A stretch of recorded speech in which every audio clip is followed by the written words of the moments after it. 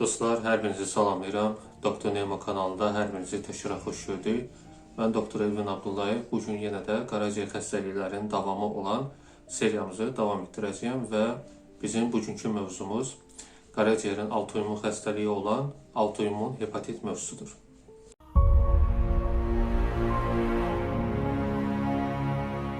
Dostlar, mövzuya keçməmişdən öncə onu bildirim ki, əgər kanala abunə deyilsinizsə, kanala abunə olun, bildiriş bölməsini açıq saxlayın və tibbi maarifləndirmə kanalımızda yeni videolar haqqında daima məlumatlı olmağınız üçün bu bildiriş hissəsini açıq saxlamanızı istərik.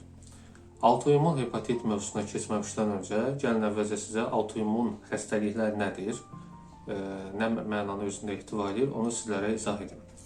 Autoimmun xəstəliklər, hərfi mənada desək, auto, özüm və immun sistem olaraq bilirsiniz. İmmun sistem bədənin müdafiə mexanizmidir, yəni orqanizmin daxili asayişini qoruyan sistemin bir parçasıdır, belə deyək, və əsas parçası hesab olunur.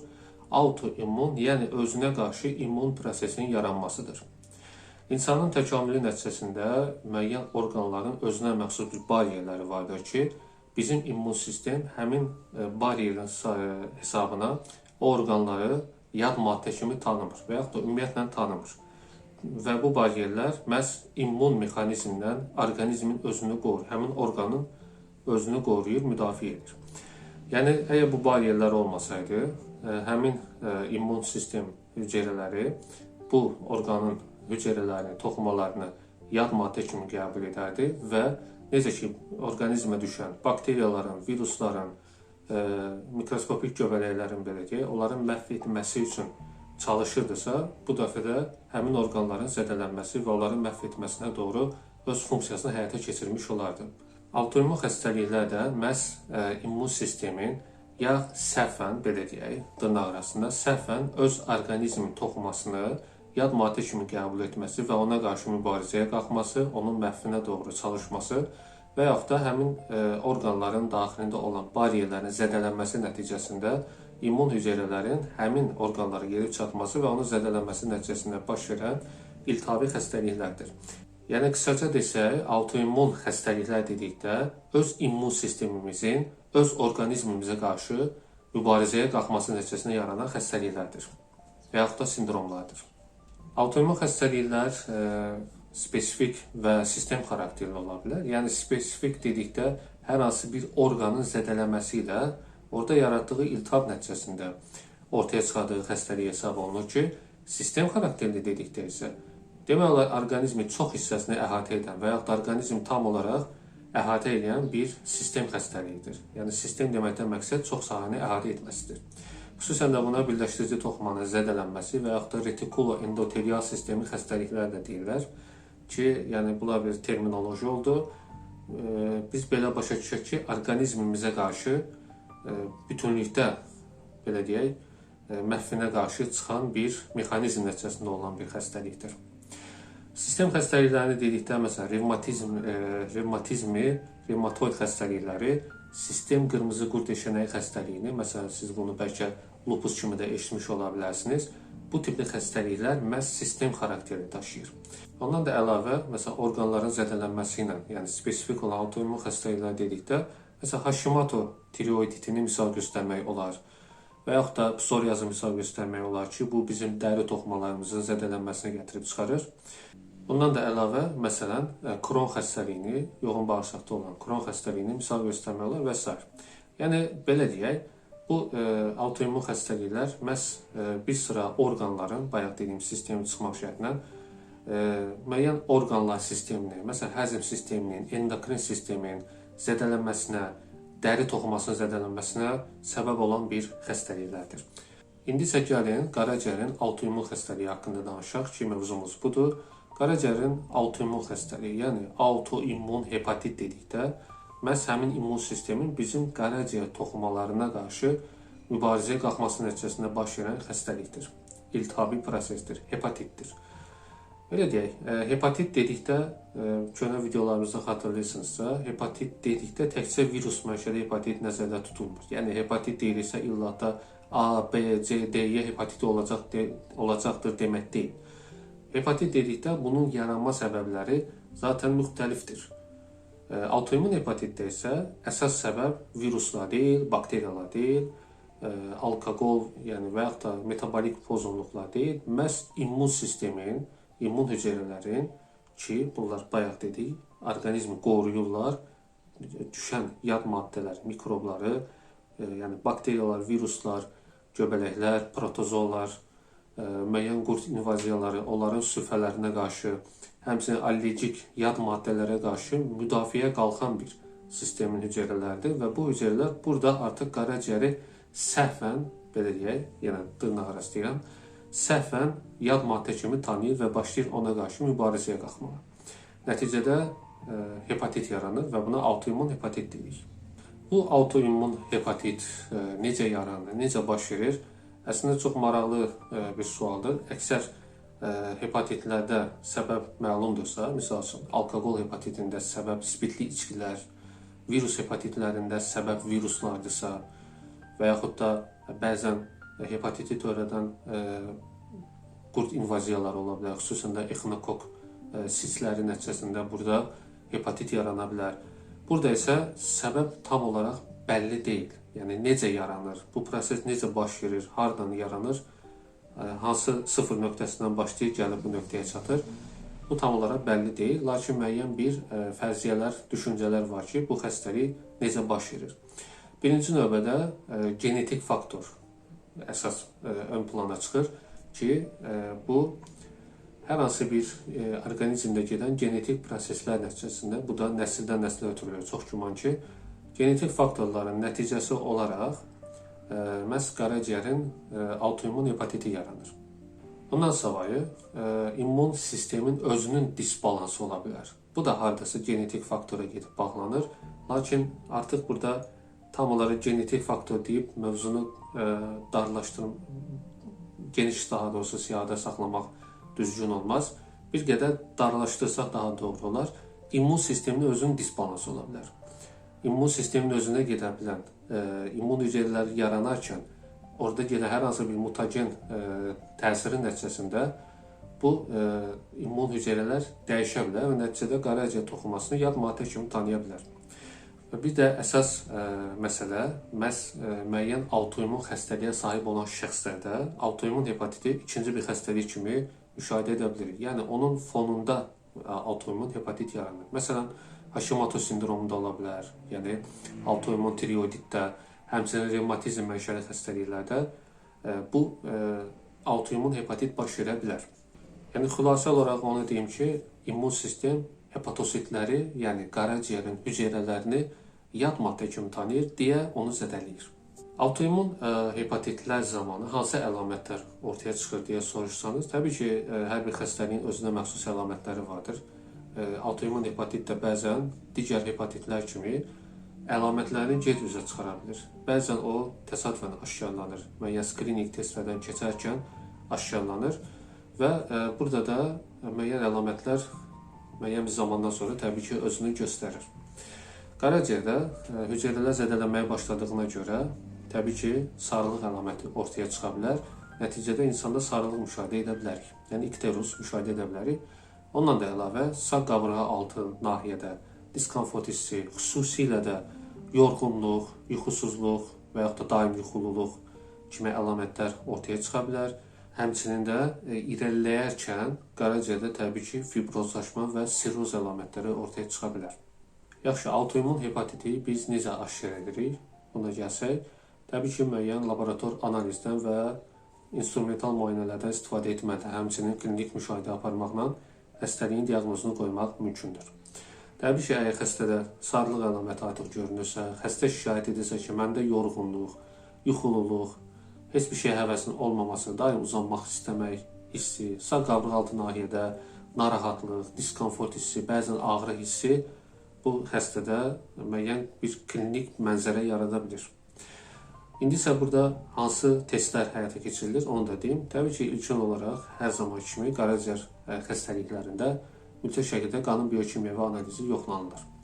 Yəni ALT, AST-nin səviyyəsi yoxlanılır. Əgər burada öd əlamətləri də qoşulubsa, təbii ki, ALP və DGT də müayinə oluna bilər.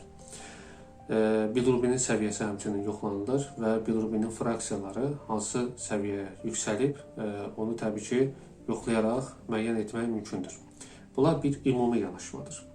Lakin autoimmun hepatiti tam olaraq aşkar etmək istəyiriksə, bu ümumilərdən əlavə ki, bu arada qanın ümumi analizi də aiddir, onu unuttum, təbii ki, hər zaman birinci olur. Bundan əlavə həmçinin özünə məxsus bir testi də vardır ki, bu da autoanticismlərin aşkar olunmasıdır. Yəni bu nədir? Həmin immun hüceyrələri biz aşkar etməliyik ki, autoanticism dedikdə burada hepatit törədən, yəni qaraciyər hüceyrələrini, hepatositlərə zərər yetirən həmin anticismləri tapmaqdır. Xüsusən də ANA testi, yəni antinuklear antigeni aşkar etmək, SMA kimi belə deyək, testi həyata keçiririk. Burada da buna belə desək, saya əzələ antigenini aşkar etməkdir. Belə açıqlamasını desək, bu testin mahiyyəti məhz budur. Ondan da savayı, təbii ki, immun prosesi olduğuna görə biz mütləq qamma qlobulinlərin və immunoglobulin G-nin səviyyəsini yoxlamalıyıq. Ki, bu testlər bizə kömək edir ki, xəstənin doğrudan da autoimmun hepatit olduğunu müəyyənləşdirsin. Amma bundan da əlavə, bu testi vermək üçün, testə gəlib çatmaq üçün öncə digər xəstəlikləri şübhəli olan, ilkin növbədə daha çox görünən xəstəlikləri inkar etməyimiz lazımdır. Demək, nə etmək lazımdır? Virus markerlərini aşkar etmək lazımdır. Görək, bu insanda həqiqətən də hepatiti törədən səbəb viruslardır, yoxsa deyil. Əgər virus markerləri aşkar olunmasa, yəni diaqnozda heç bir virus hepatiti yoxdursa, demək ki, biz artıq bunu kənara qoya bilərik. Xəstə əgər spirtli içki qəbul edən biri deyilsə, təbii ki, alkoqol hepatitindən danışmaq lazım deyil. Ondan da əlavə olaraq, həmçinin Wilson xəstəliyini də istisna etmək üçün biz gərək seronoplazmin də analizini həyata keçirək. Autoimmun hepatit diaqnozu qoyarkən, ümumiyyətlə onu bildirim ki, autoimmun hepatit gedişatına görə iki tipdə olur ki, bunun biri bir qədər müalicəyə daha asan tabi olur və onu nəzarətdə saxlamaq daha asandır. Ki, bayaq dediyim testlər ki vardı, ANA və SMA testləri məhz bu xəstəliklərdə aşkar olunur və əgər bu anticismlər aşkar olunubsa, bu xəstəliyi, belə deyək, autoimmun hepatitin birinci tipi hesab olunur ki, bu da nisbətən təbii ki, yüngül gedişə malikdir və tabi etmək daha asandır. Xüsusən də bu, hər bir yaşda rast gəlinə bilər və daha geniş yayılıb autoimmun hepatitlər arasında. Bir də var, ikinci tip autoimmun hepatit, bu daha aqressiv gedişə malikdir və proqnozu bir qədər daha ağıra doğru gedir və müalicəyə tabi etmək bir qədər çətindir. Burada isə başqa antigenlər aşkarlanır, yəni anti-LKM1. Bir növ qaraciyər, böyrək, mikrosomlara qarşı olan anticismləri təyin etmək lazım olur. Bir də anti-LC1, yəni qaraciyərin sitazol antigeni aşkarlanır. Yəni bunlar aşkarlansa, bu ikinci tip autoimmun hepatitdən xəbər verir və daha aqressiv gedişata malikdir. Və ikinci tip autoimmun hepatit daha çox uşaq və gənc yaşlarda üzə çıxır. Bir də bu anticismlərin heç biri üzə çıxmaya bilər, yəni negativ ola bilər. Lakin anti-SLA antigen əgər, daha doğrusu anti-SLA testi pozitiv çıxıbsa, digərləri negativ çıxıbsa, bu da mümkün ola bilər ki, qaraciyərin autoimmun hepatitinin diaqnozu qoyulsun və bu da daha nadir rast gəlinənlərdən və ağır gedişatla özünü göstərən bir xəstəlikdir. Və bundan sonra bu testlər təsdiq olunduqdan sonra ki, xəstə doğrudan da autoimmun hepatitdir, ondan sonra instrumental müayinə ya üstünlük verilir və qaraciyərin USM, elastografiyası həyata keçirilir, fibroz dərəcəsi varsa yoxlanılır. Bu şəkildə xəstəliyin hansı belə deyək, stadiyada olduğu müəyyən olunur və ən dəqiq lazım olan bir diaqnozda təbii ki, biopsiyanın həyata keçirilməsidir.